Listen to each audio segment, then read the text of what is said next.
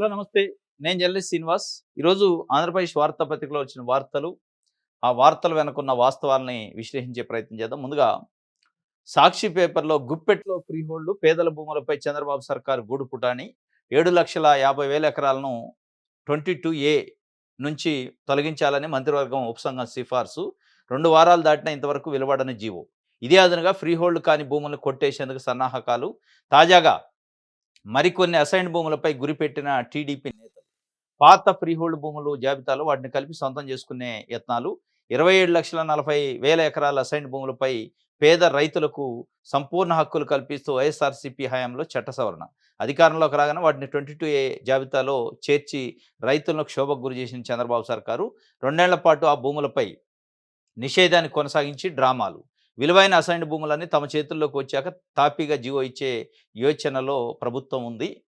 గుప్పెట్లో free hold భూములు అని చెప్పి. ఈ ఫ్రీ హోల్డ్ భూములు ఎవరికి సంబంధించిందంటే పేదలకు సంబంధించి ప్రభుత్వాలు ఆయా సందర్భాల్లో ఇచ్చిన భూములు. అసైన్‌మెంట్ ల్యాండ్స్ అసైన్ చేస్తాయి. దున్నుకొని దాని మీద పంట పండించుకొని బతకటానికి కుటుంబాలకి, ఎస్సీ, ఎస్టీ, బీసీలకి, మరి ముఖ్యంగా పేద వర్గాలకి.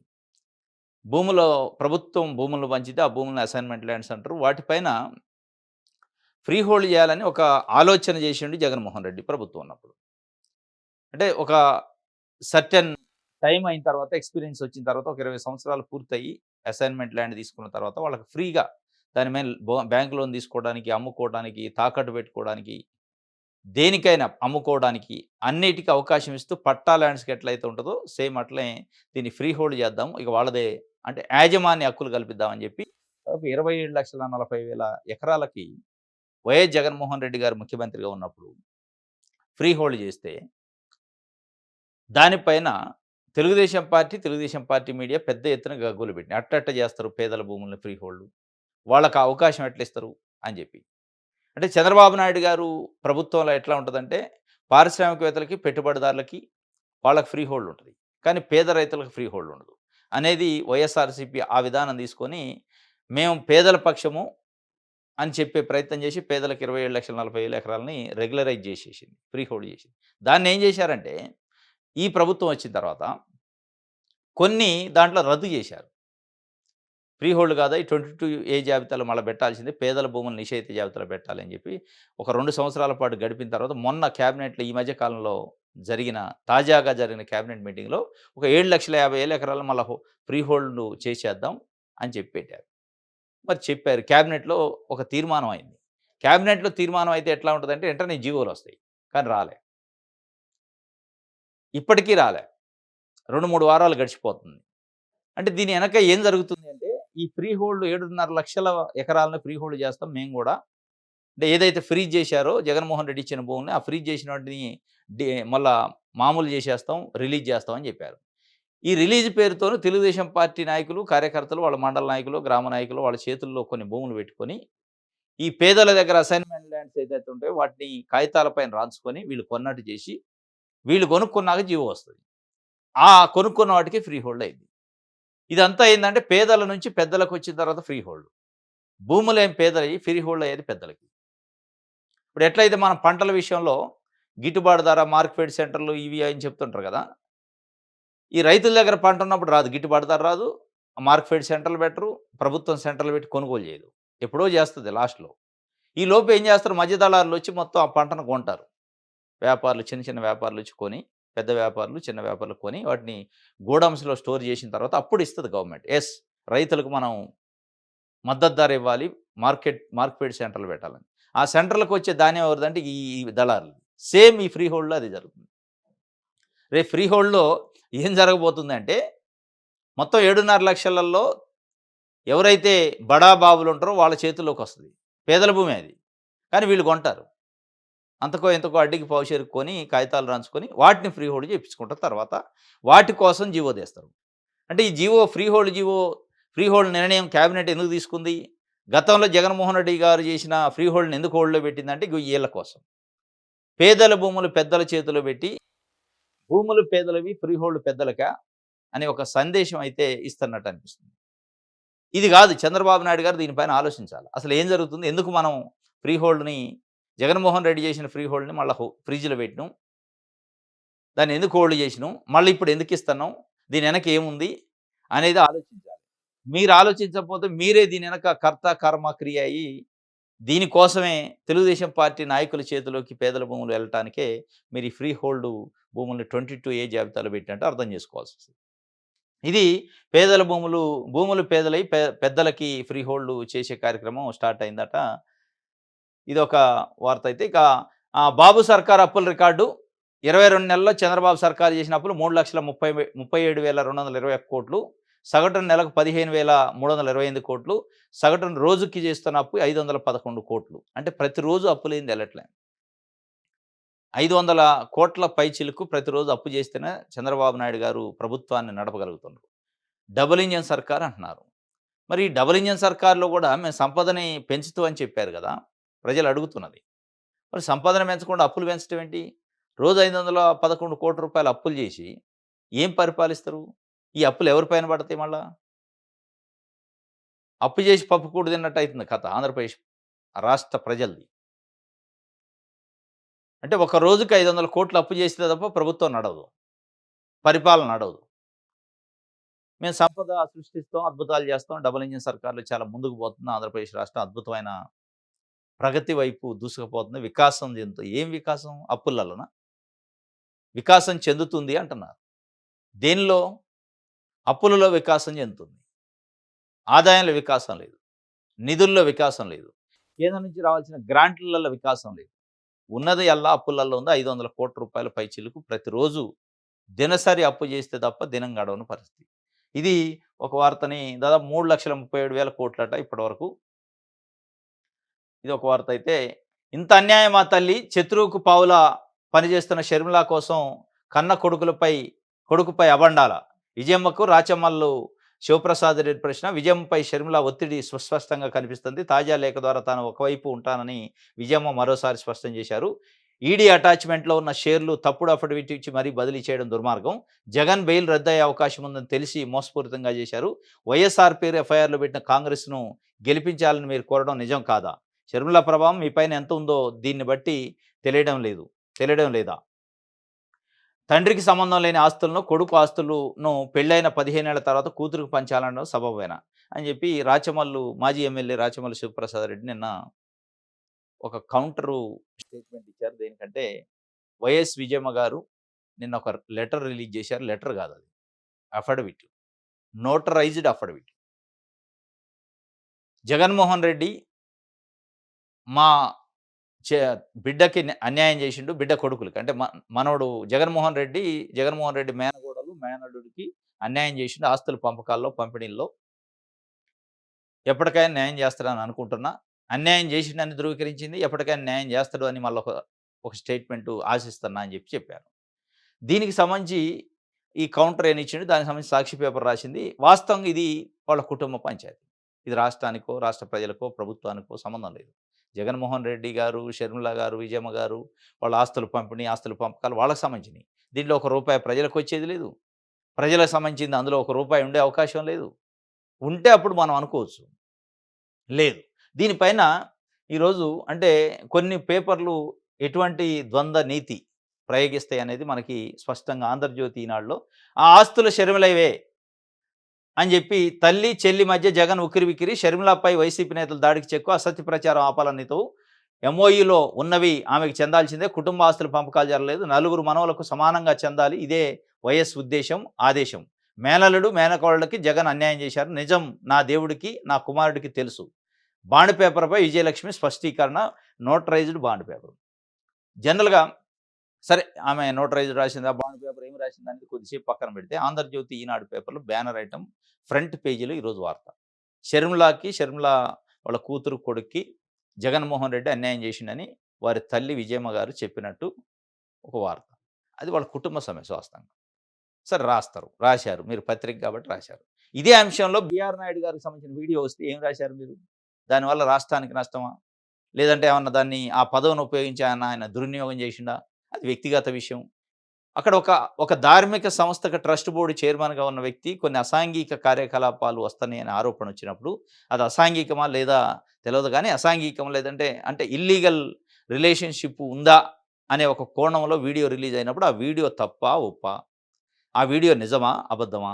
అనేది ఈ రోజు వరకు ప్రభుత్వం గాని, తెలుగుదేశం పార్టీ గాని, ప్రభుత్వ పెద్ద ముఖ్యమంత్రి చంద్రబాబు నాయుడు గారు గాని, పవన్ కళ్యాణ్ గారు ప్రకటించలేదు. కానీ 'ఆంధ్రజ్యోతి' ఈనాడు పెద్ద పెద్ద అంటే దాన్ని సమర్థించే వార్తలు. దీన్ని ఎట్లా రాస్తారు?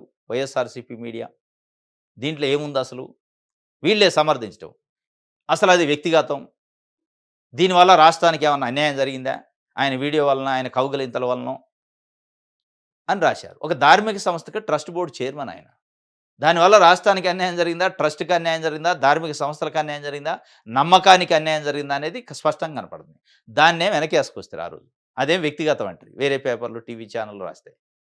ఈరోజు జగన్మోహన్ రెడ్డి కుటుంబ పంచాయతీని తీసుకొచ్చి బ్యానర్ ఐటెమ్ పెడుతుంది. అంటే మీ ద్వంద్వ నీతి ఎట్లా ఉంది? మీ పక్షపాత వార్తలు ఎట్లా ఉన్నాయి? మీరు ప్రజల కోసం ఉన్నారా వార్తలు రాయటానికి? పార్టీల కోసం ఉన్నారా? సమర్థించే పార్టీలు, వ్యతిరేకించే పార్టీల లెక్క మీరు ఉన్నారా? అనేది స్పష్టంగా కనపడుతుంది. ఇది ఇది ఇంకోటైతే అసలు కోణం విజయమ్మ గారు రాసిన లెటర్‌లో సరే ఆమె స్వేచ్ఛ రాయొచ్చు. కానీ లేఖ రాస్తారు జనరల్‌గా పబ్లిక్ లేఖ అని రాస్తారు. లేదంటే పత్రికలకి ప్రెస్ నోట్ ఇస్తారు. కానీ నోటరైజ్డ్ అఫిడవిట్ ఇచ్చారు. ఈ నోటరైజ్డ్ అఫిడవిట్ జనరల్‌గా పబ్లిక్‌లో ఇయ్యరు. ఏడన్నా కోర్ట్‌లో సబ్మిట్ చేయటమో, లేకపోతే ఇంకో సబ్ రిజిస్ట్రార్ ఆఫీస్‌లో సబ్మిట్ చేయడం, కన్సర్న్డ్ అథారిటీకి ఇచ్చే దాంట్లో చేస్తారు. ఎందుకు పబ్లిక్‌గా నోటరైజ్డ్ ఇవ్వాల్సొచ్చిందన్న అనుమానం ఇప్పుడు ప్రజల్లో జరుగుతుంది. షర్మిలా గారు ఒత్తిడి చేసి భవిష్యత్తులో మళ్ళా ఈమె విజయమ్మ గారు ఏమన్నా మాట తప్పిద్దా? అనే విషయం కోసం ఒక ఒక ఒక ష్యూరిటీ బాండ్ టైప్ రాయించుకున్నారా? Guarantee bond type. నా తల్లే నాకు వాటా వస్తదన్నది. నా కొడుకు, బిడ్డకు కూడా వాటా ఇవ్వాలి అని మా తండ్రి అప్పుడే చెప్పినట్టు తల్లి వాంగ్మూలం ఇచ్చినట్టు రాశారు అందులో. అంటే ఇది ఒత్తిడితోని రాసిందా? నిజంగానే వాలంటరీగా రాసిందా? ఒత్తిడితోని రాసినట్టు అనిపిస్తుందా అనేది ఒక చర్చ. ఎందుకంటే ఒక బాండ్ పేపర్ పైన నాన్ జ్యుడిషియల్ బాండ్ పేపర్ పైన నోటరైజ్డ్ చేసి, సైన్ చేసి, నోటరీ సైన్ చేసి రాశారంటే ఇది ఒక ఎవిడెన్స్ కోసం ఒక రాయించుకున్న ఒత్తిడితోని రాయించిన ఒక ద బాండ్ పేపర్ లెక్క కనిపిస్తుంది. లేఖ లెక్క కనిపియట్లే. నిజంగానే ప్రపంచానికి తెలపాలి, ప్రజలకు తెలపాలి అంటే జస్టు ఒక లెటర్ హెడ్ పైన లెటర్ రాసి ఇస్తారు. ఇది అట్లా లేదు. ఏదో ఆశించి ఎవరి ఒత్తిడితోనో రాసినట్టు అనిపిస్తుందా అనేది ఒక చర్చ అయితే కనిపిస్తుంది. ఎందుకంటే ఇటువంటి బాండ్ రాయరు. రాశారంటే దాని వెనక ఎందుకు ఇప్పుడు ప్రజలకు తెలవటం కోసం నోటరైజ్డ్ చేసింది అవసరం లేదుగా. జస్ట్ ఇది ప్రజలకు తెలవటానికే కదా! లేదు కోర్ట్‌కి ఇయ్యాల్సింది. కోర్ట్‌కి ఇయ్యాల్సింది ప్రజలకి ఎందుకు తెలవాలా? అవసరం లేదు కదా! కోర్ట్‌లో కదా మీకు న్యాయం జరగాల్సింది. ట్రిబ్యునల్‌లోనో, కోర్ట్‌లోనో ఇవ్వాలని. ఇది అట్లా లేదు. ప్రజల ముందు ఒక సాక్ష్యంగా, ఒక ఎవిడెన్స్ కోసం ఎనకుండి కొంతమంది ఒత్తిడి చేస్తే రాసినట్టు కనిపిస్తుందనేది ఒక చర్చ అయితే జరుగుతుంది. ఇది సరే ఒక వార్త అయితే, రాజధానితో చెడుగుడు సీఆర్‌డీఏ కమిషనర్ కన్నబాబు బదిలీ, రాజధాని పనులు కీలక దశలో ఉండగా బంతాట. ఇంకోటి గూడు పుటానీలో తొలివేటు ఏపీ సాక్స్ నుంచి నీలకంఠారెడ్డి బదిలీ, జేడీలో రిపోర్ట్ చేయాలని ఉత్తర్వులు, రహస్య సమావేశాలపై ప్రభుత్వం సీరియసు, పాల్గొన్న వారిపై నిఘా, రహస్య విచారణ, త్వరలో మరింత మందిపై వేటు పడే అవకాశం. గూడు పుటానీపై తొలి వేటు పడదట. ఏంటి గూడు పుటానీ అంటే, ఆంధ్రజ్యోతి పేపర్ ఒక వార్త రాసింది ఈ మధ్యకాలం 2 వార్తలు రాసింది. గూడుపుటాని ఐఏఎస్‌లు గూడుపుటాని, ఐఏఎస్‌లు రహస్య సమావేశం జరుపుకున్నారు. దాంట్లో దాని మెంటర్ ఎవరంటే, గత ప్రభుత్వంలో కీలకమైన ఐఏఎస్‌గా పనిచేసిన అధికారి, రిటైర్డ్ అధికారి ఆధ్వర్యంలో జరిగింది.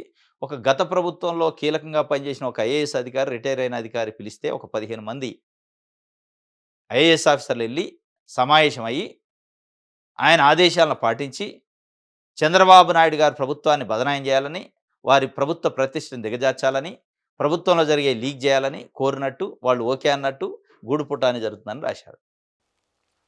ఆ గూడు పుటాని జరిగిన దాంట్లో ఒక అధికారి పైన నిన్న వేటు పడ్డదట నీలకంఠారెడ్డి. ఏపీ సాప్స్ అంటే ఎయిడ్స్ కంట్రోల్ బోర్డుకు సంబంధించి ఆయన పొల్యూషన్ కంట్రోల్ బోర్డ్ అనుకుంటా. దానికి సంబంధించి ఉన్నాడట. ఆయన్ని వేటేశారట.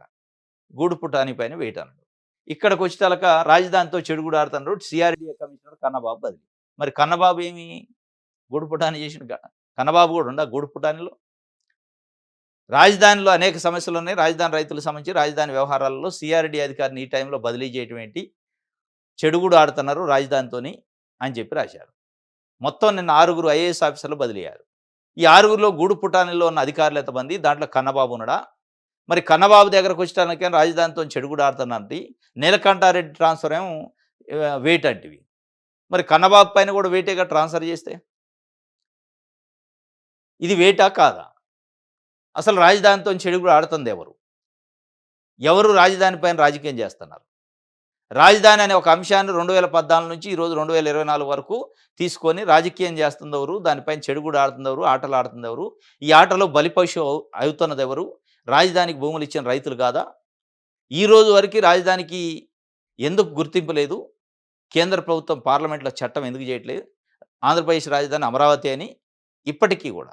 మీరొచ్చి 20 నెలలు అయితుంటే తెలుగుదేశం పార్టీ ప్రభుత్వం ఎన్‌డీఏ కూటమి ఎందుకు లేదు అని ఏ రోజైనా ఆంధ్రజ్యోతి అడిగిందా?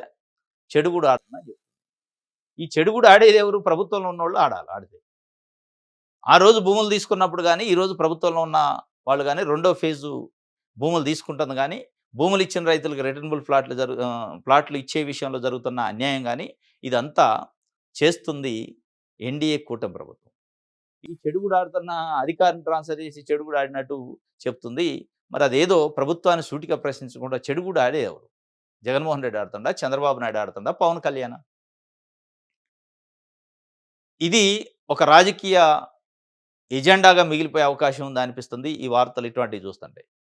అంటే ప్రభుత్వం చేస్తున్న వ్యవహారం చూస్తుంటే. ఫస్ట్ ఫేజ్ అయిపోయింది. సెకండ్ ఫేజ్ జరుగుతుంది. ఇంతవరకు డెవలప్‌మెంట్ లేదు. రిటర్నబుల్ ప్లాట్లు లేవు. చంద్రబాబు నాయుడు గారు లాంటి ఒక సీనియర్ పొలిటీషియను, సీనియర్ ముఖ్యమంత్రిగా చేసిన దాంట్లో సీనియరు. అటువంటి వ్యక్తి కూడా రకరకాల మాటలు మాట్లాడుతాను. కొద్ది రోజులు ఇది అమరావతి ఒక చిన్న మున్సిపాలిటీ అయితే తప్ప పెద్దగా కాలేదు అని ఒకసారి చెప్తారు. ఇంకోసారి విశ్వనగరం అని చెప్తారు.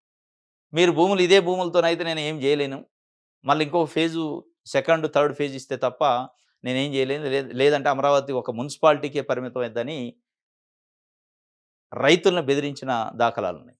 రైతులను బ్లాక్‌మెయిల్ చేసిన దాఖలాలున్నాయి.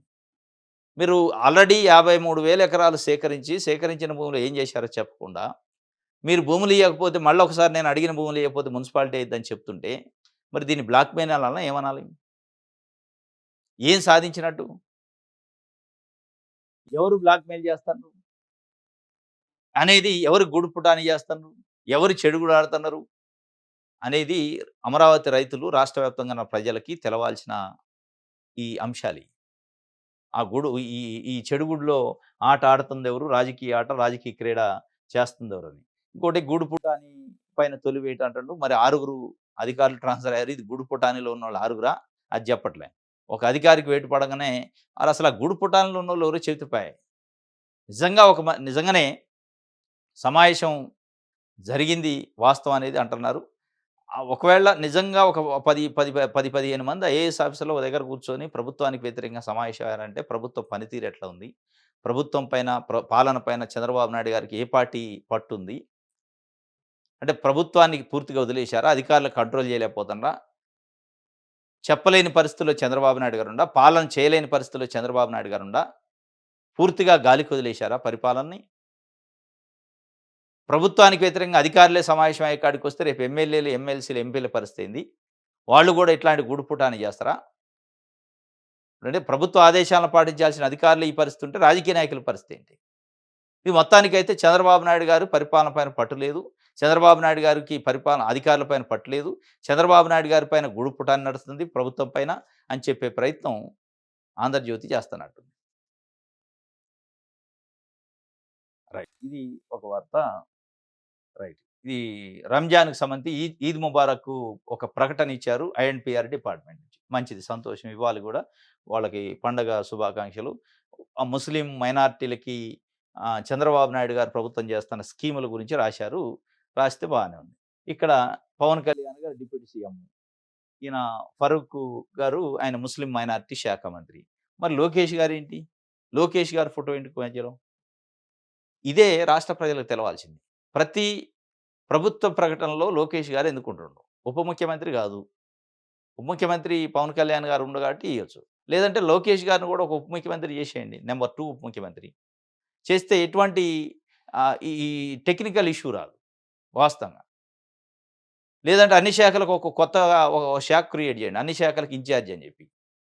కానీ ఇట్లా ఏయటం వల్ల ఒక ఒక ఆ నైతికత అనేది పోతుంది. ప్రతి యాడ్‌లో ఉంటున్నారు. రైట్. ఇది ఒక వార్త ఈ 'ఆంధ్రజ్యోతి'కి సంబంధించి. కోచింగ్ సెంటర్‌లో కౌన్సిలర్ తప్పనిసరట. రైట్. పోటీ చదువుల్లో విద్యార్థుల మానసిక ఒత్తిడికి గురి కాకుండా సలహాలు ఇవ్వాలి. ఇన్‌స్టిట్యూట్‌లకు ప్రతి ఆదివారం సెలవు. రోజుకు గరిష్టంగా 5 గంటలే తరగతులు ఉండాలి. పాఠశాలలు, కాలేజీలు నడిచే సమయంలో కోచింగ్ సెంటర్‌లో క్లాసులు జరగొద్దు. 2 రోజుల్లో కొత్త రూల్స్ విడుదల చేస్తారట. ఆత్మహత్యల నివారణకు ప్రభుత్వం చర్యలు. కోచింగ్ సెంటర్‌లో కౌన్సిలర్లు తప్పనిసరి. రోజుకు 5 గంటలే క్లాసులు నడవాలి. ఆదివారం సెలవియ్యాలి. Public holidays సెలవివ్వాలి. హాలిడేస్‌లో క్లాసులు పెట్టొద్దు. ఇట్లాంటి కొత్త రూల్స్‌తోని ఒక కోచింగ్ సెంటర్‌ల నియంత్రణ చట్టం తెస్తున్నారట. మంచిదే. ఇప్పుడు మీరు ఏదైతే చెప్తున్నారో, మీ క్యాబినెట్‌లో మంత్రిగా ఉన్న నారాయణ గారి స్కూల్స్ ఉన్నాయి. 2 తెలుగు రాష్ట్రాల్లో మరి ముఖ్యంగా. వాళ్ళు ఎన్ని గంటలు స్కూల్స్ పెడుతున్నారు? ఎట్లా అనేది అడగండి మీరు. 5 గంటలు పెడతండ్రా? 8 గంటలు పెడతండ్రా? 10 గంటలు పెడతండ్రా? ఎట్లాంటి ఒత్తిడి ఉంటది? పబ్లిక్ హాలిడేస్‌లో వాళ్ళ ఇన్‌స్టిట్యూట్స్ నడుస్తున్నాయా? ఇంటర్మీడియేట్, 10థ్ క్లాసు లేకపోతే స్కూల్సు అనేది వారిని అడిగితే చెప్తారు. మీరు కోచింగ్ సెంటర్‌ల నియంత్రణగా చేయాల్సింది. జూనియర్ కాలేజీలు, ప్రైవేట్ జూనియర్ కాలేజీలు మరీ ముఖ్యంగా. ప్రైవేట్ స్కూల్స్‌లో పిల్లల పైన పెడుతున్న ఒత్తిడి, అది ముఖ్యంగా నారాయణ, శ్రీ చైతన్య లాంటి ఇన్‌స్టిట్యూషన్స్ చేస్తున్న ఒత్తిడి, ఆ ఒత్తిడి వల్ల జరుగుతున్న ఆత్మహత్యలు, వాటిని నివారించాలంటే ఫస్టు వాటిపైన కూడా నియంత్రణ చేయండి. ఫస్ట్ వాళ్ళ దగ్గర నుంచి స్టార్ట్ చేయండి. మీ మీ క్యాబినెట్‌లో మంత్రిగా ఉండు కదా! నారాయణ విద్యా సంస్థలో 5 గంటలే ఇట్లాంటి ప్రిపరేషన్ ఇచ్చే కార్యక్రమం చేయండి. పబ్లిక్ హాలిడేస్‌లో క్లాసులు నడవకుండా చేయండి. వాళ్ళు చేసే ఫీజుల దందాన్ని నియంత్రణ చేయండి. ఇటువంటివి చేయకుండా మీరు బయటోళ్ళకి శుద్ధులు చెప్పి లోపల జరిగేది కంట్రోల్ చేయకపోతే ఏముంటది? ఏముండదు. రైట్. స్టీల్ ప్లాంట్ భూముల్లో ఆదాని ప్లాంటు గంగవరం పోర్టు విస్తరణకు వ్యూహాత్మకంగా పావులు 1167 ఎకరాల భూముల కోసం సీన్‌లోకి NMDC steel plant Visakha steel ప్లాంట్‌కి సంబంధించిన భూములలో ఆదాని ఒక 1167 ఎకరాలు ఖతం బాగా చేసిండట. ఒకవైపు విశాఖ స్టీల్ ప్లాంట్‌ని రోజువారీగా దాన్ని పతనం చేస్తూ పోతూ, దాన్ని నిర్వీర్యం చేస్తూ పోస్తూ, దాన్ని చంపేసే ప్రయత్నం చేస్తాను. ఇంకొక వైపు మిత్తల్ స్టీల్ ఫ్యాక్టరీ రేపు 23 తారీఖు శంకుస్థాపన చంద్రబాబు నాయుడు గారు మేఘాలపైన దానిపైన ఫుల్‌గా వర్క్ చేస్తాను. మిత్తల్ స్టీల్ ప్లాంటు ఆ రోజు నాకు తెలిసి యాడ్ వస్తది. ఆ రోజు కూడా ప్రభుత్వ పైసలతోనే యాడ్ ఏస్తారు అనుకుంటాను నేను. మిట్టల్ స్టీల్ ప్లాంటు శంకుస్థాపనతోనే ఆంధ్రప్రదేశ్‌లో ఉపాధి, ఉద్యోగావకాశాలు, అభివృద్ధి, ఉత్తరాంధ్ర అభివృద్ధి జరిగిందట. మరి విశాఖ స్టీల్ ప్లాంట్‌ని ఏం జరిగింది? జరగదా? విశాఖ స్టీలు ఆంధ్రుల హక్కు అన్నారు. అటువంటి విశాఖ స్టీల్ ఫ్యాక్టరీ ఏమో ఉన్నదాన్ని కూల్చేసి, కొత్తదాన్ని వస్తే అంట ఉత్తరాంధ్ర అభివృద్ధి అయిద్దట, సస్యశ్యామలం అయిద్దట. ఉపాధి, ఉద్యోగ అవకాశాలు వస్తాయి. ఉన్నదాన్ని ఎందుకు కూల్చాలి మరి? ఉన్నదాన్ని నిర్వీర్యం చేసి, ఉన్నదాన్ని మూసేసే కార్యక్రమం చేసి, ఉన్నదాన్ని ప్రైవేటోళ్ళకి అప్పజెప్పే కార్యక్రమం చేసి, ప్రైవేటోడు వస్తేనేమో అద్భుతాలు జరుగుతాయట. ఉన్న పబ్లిక్ కంపెనీ ఏమో పతనం అయితే మంచిదయిద్దట. ఇది ఒక ద్వంద్వ నీతి నడుస్తుంది తెలుగుదేశం పార్టీ ప్రభుత్వం ఆధ్వర్యంలో. ఇది తప్పనిసరిగా ఆంధ్రప్రదేశ్ ప్రజల హక్కుల్ని బలవంతంగా గుంజుకున్నట్టే. మిట్టల్ కంపెనీ పెడితే పెట్టనీయండి. ఉన్న కంపెనీని మూసేసే కార్యక్రమం ఎందుకు చేస్తున్నారు? దాన్ని ఆపట్లేదా? దానికోసం కేంద్ర ప్రభుత్వం పైన ఎందుకు ఒత్తిడి చేయరు? ఉన్న కంపెనీ భూములు అదానీ కంపెనీలకో, ఇంకోళ్ళో ఎక్స్‌వైజెడ్‌కి ఇచ్చుకుంటూ పోతే, అంటే మీరు ఏం చేస్తున్నారు? దశల వారీగా దాన్ని నరికే ప్రయత్నం చేస్తున్నారు, చంపే ప్రయత్నం చేస్తున్నారు. ఇది ఒక వార్త.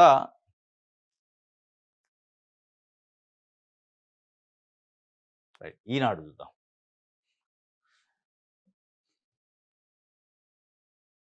హ్మ్.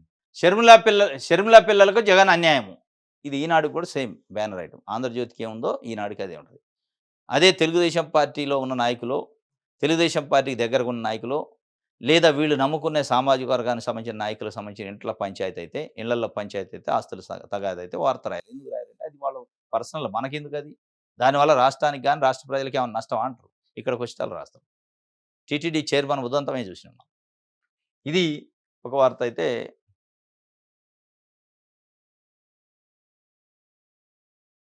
రైట్.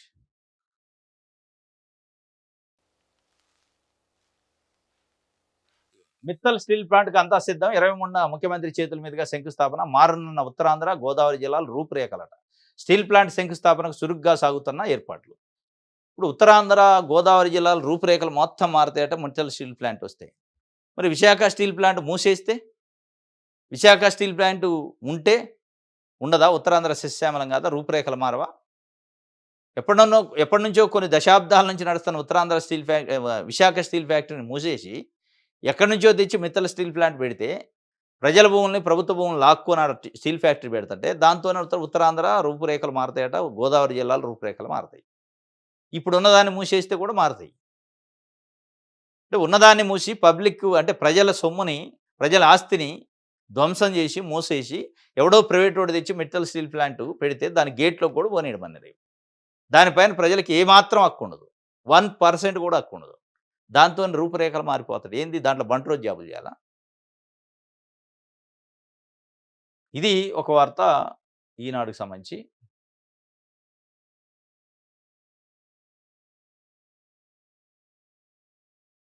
20 నెలల్లో 6,28,000 ఉద్యోగాలు కల్పించా. వాటిలో 30,607 ప్రభుత్వ కొలువులు. మంత్రి కొలుసు పార్థసారథి వెల్లడి. 20 నెలల్లో 6,28,000 ఉద్యోగాలు వచ్చినాయట. అయిపోయిందట. అంటే దీని అర్థం ఏందంటే ఒక సంవత్సరానికి 4,00,000 ఉద్యోగాలు చొప్పున 5 సంవత్సరాల్లో 20,00,000 ఉద్యోగాలు ఇస్తామని ప్రభుత్వం చెప్పింది. అదే తెలుగుదేశం పార్టీ హామీ ఇచ్చింది. ఆ హామీ మేరకు మేము 20 నెలలకి 6,28,000 ఉద్యోగాలు నింపినాం. ఇంకొక 4 నెలలు అయితే 2 సంవత్సరాలు అయితే 2 సంవత్సరాలు 8,00,000 నింపినాం. అంటే సంవత్సరానికి 4,00,000 వంతున. ఎక్కడ? 6,28,000 జాబితా ఎక్కడుంది? ఏ కంపెనీలో ఎవరు ఉద్యోగం పొందారు? వాళ్ళ స్థాయి ఏంటి? ఇది పీ4 పద్ధతిలో పీ4లో గిట్ల మేము సంపన్నులొచ్చి పేదల్ని దత్తత తీసుకుంటారు. పేదలను లక్షాధికారులను చేస్తారన్నారు. ఎవరు అంటే ఎక్కడ సంపన్నుడు ఇచ్చిండు? ఎవరు పేదలు ధనికులయ్యారంటే ఎక్కడ లేదు. లెక్క లేదు. దీనికి లెక్క లేదు, పత్రం లేదు. 6,28,000 అట. ఒక వైట్ పేపర్ రిలీజ్ చేయాలి ప్రభుత్వం. ఏ కంపెనీలో ఎవరు తీసుకున్నారు ఉద్యోగం? ఎవరిచ్చారు? అది కొత్తగా వచ్చిందా? పాత వాటిని దీంట్లో చెప్తున్నారా? నిజంగా 6,28,000 ఉద్యోగాలు ఇచ్చే కొత్తగా కంపెనీలు ఏమొచ్చినాయి? ఎక్కడ గ్రౌండింగ్ అయినాయి? ఇయన్నీ చెప్పాలి గదా! డైరెక్ట్‌గా 6,28,000 వచ్చేసినాయి. ఇంక అయిపోయింది. మేము మా బాధ్యత తీరిందన్నట్టు చెప్తున్నారు. ఇది ఈనాడుకి సంబంధించి ఆంధ్రప్రభలో.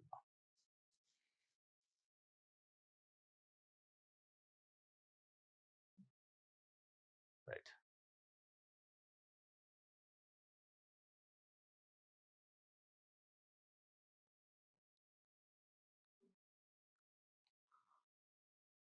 పెట్రోలు వాత, పవర్ పెట్రోల్ 2.35 వాణిజ్య డీజిలు రూ. 22 పెంపు. ఇంకోటి గ్యాస్ గండం గూడా ఉంది. సామాన్యుడికి చమురు సంస్థల నిబంధనలు. సిలిండరు బుక్ చేయాలంటే నెలన్నర ఆగాల్సిందే. పట్టణాల్లో 25 రోజుల్లో, పల్లెల్లో 45 రోజుల తర్వాతే బుకింగు. చిరు వ్యాపారులు వేల పెరిగిపోతున్న ధరలు భారం అని చెప్పి గ్యాస్ గండము, పెట్రోల్ వాత, పెట్రోల్ గండము, ముంచుకొస్తున్న మధ్య మాంద్యం ముప్పు, గల్ఫ్ సంక్షోభంలో మన ఖజానా ఖాళీ అయ్యే అవకాశాలున్నాయట. ఇది మొత్తానికైతే మొత్తం భారతదేశం అంటే ప్రపంచం పరిస్థితి ఎట్లుందో భారతదేశానిది ఆంధ్రప్రదేశ్‌కి వచ్చేటాళ్ళకి ఎట్లుంటదనేది చాలా ఆందోళనకరమైన పరిస్థితి. గ్యాస్ విషయంలో, పెట్రోల్ విషయంలో, మాంద్యం, ఇన్‌ఫ్లేషన్ విషయంలో ఇది ఎక్కడి వరకు పోద్ది? మొత్తం ప్రజల జీవితాలు, ఆర్థిక వ్యవస్థ ఎంత కుదేలైద్దనే ఒక టెన్షన్ అయితే స్టార్ట్ అయింది. మమత 10 గ్యారంటీలు మహిళలకు, నిరుద్యోగులకు నెలకు 1,500 అంటే తెలంగాణ ప్రభుత్వం తెలంగాణలో కాంగ్రెస్ పార్టీ 6 గ్యారంటీలతోని ఎన్నికల్లోకి పోయి గెలిచింది. ఆంధ్రప్రదేశ్‌లో తెలుగుదేశం పార్టీ ఎన్‌డీఏ కూటమి సూపర్ 6 తోని ఎన్నికలకు పోయి గెలిచింది. కర్ణాటకలో ఎటువంటి గ్యారంటీ లేదు. తమిళనాడు ఇటువంటి గ్యారంటీలు ఇచ్చి గెలిచారు వాళ్ళు. ఇప్పుడు మమతా బెనర్జీ ఏందంటే మీ 6 కాదు నాయి 10 అని చెప్తుంది. 10 గ్యారంటీలట. 10 గ్యారంటీలతోని ఎన్నికల్లోకెళ్తారట. ఏదో ఒక రకంగా గెలవాలనే ప్రయత్నంలో ముందైతే 10 గ్యారంటీలు ఇచ్చారు. ఆ గ్యారంటీలు మహిళలకి, నిరుద్యోగులకు నెలకు 1,500, వ్యవసాయానికి 30,000 కోట్ల బడ్జెట్, అందరికీ పక్కా ఇళ్లు, ప్రతి ఇంటికి నల్లా నీళ్లు, కొత్తగా 7 జిల్లాల ఏర్పాటు, టీఎంసీ మేనిఫెస్టోను విడుదల చేసిన దీదీ. నాలుగోసారి తమదే అధికారం అని భరోసా, బీజేపీ కుట్రలు హద్దులు దాటాయని ఆరోపణ అని చెప్పి ఇచ్చారు. మహిళలకు, నిరుద్యోగులకు నెలకు 1,500. మన దగ్గర నెలకి 1,500 మహిళలకు అని చెప్పారు ఆంధ్రప్రదేశ్‌లో. తెలంగాణలో 2,500 అన్నారు. ఇప్పుడేమో 1,500 మహిళలతో పాటు నిరుద్యోగులు కూడాట. At the same time 2 Telugu రాష్ట్రాల్లో ఈ హామీ ఇచ్చారు. మహిళలకి వేరే ఫిగర్ చెప్పారు. నిరుద్యోగులకు రూ. 3,000 భృతి అన్నారు. ఆమె మహిళలకి, నిరుద్యోగులకు కలిపి రూ. 1,500 ఎవరికైనా గానీ టోటల్‌గా రాష్ట్రాల్లో అని చెప్పారు. ఈ అమలయ్యాయా? కేవలం ఓట్ల కోసమా? నిజంగానే మహిళలు, నిరుద్యోగుల పైన వాళ్ళ కన్సర్న్ ఉండి చేస్తారంటే ఇది ఓట్ల కోసం రాజకీయం. నిజంగానే 3 సార్లు ముఖ్యమంత్రి చేశారు. ఎప్పుడు ఇయ్యని మహిళలకి, నిరుద్యోగులకి ఇప్పుడెందుకు ఇస్తున్నారు?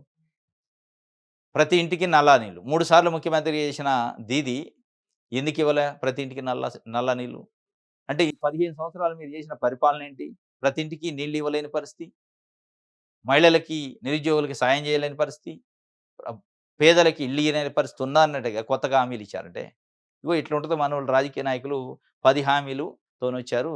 నాకు తెలిసి రేపు భవిష్యత్తులో తెలంగాణలో, ఆంధ్రప్రదేశ్‌లో ఎన్నికలొస్తే 16 హామీలతోనొస్తారు ఈళ్ళు. ఎందుకంటే 10 దాటిపోయింది. 6 పోయింది, 10కొచ్చింది. 10 నుంచి మేము 16 హామీలు ఇస్తాం అని చెప్పే పరిస్థితి ఉంది. ఇది ఒక వార్త. రైట్. తెలంగాణ బడ్జెట్ 3,24,234 కోట్లు. తెలంగాణ బడ్జెట్ ప్రవేశపెట్టారు. తెలంగాణ ఆర్థిక శాఖ మంత్రి డిప్యూటీ సీఎం బట్టి విక్రమార్కనైన 2,34,234 కోట్లతోని. 3,24,234 కోట్లు తోని ప్రవేశపెట్టారు. ఇంచుమించుగా ఆంధ్రప్రదేశ్ బడ్జెట్‌కి దగ్గరలోనే ఉంది.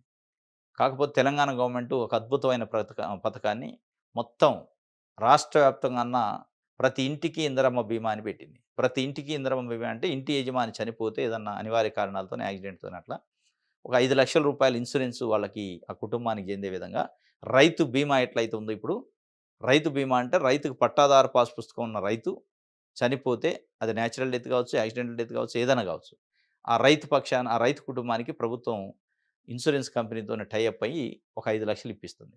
దీన్నే వీళ్ళు ఏం చేశారంటే కాంగ్రెస్ ప్రభుత్వం తెలంగాణలో మొత్తం రైతైనా, రైతు కాకపోయినా అందరికీ 1,15,00,000 మందికి ఇందిరమ్మ బీమాని తీసుకొచ్చారు. అదే ప్రతి ఇంటికి ఇందిరమ్మ బీమా అని చెప్తున్నారు.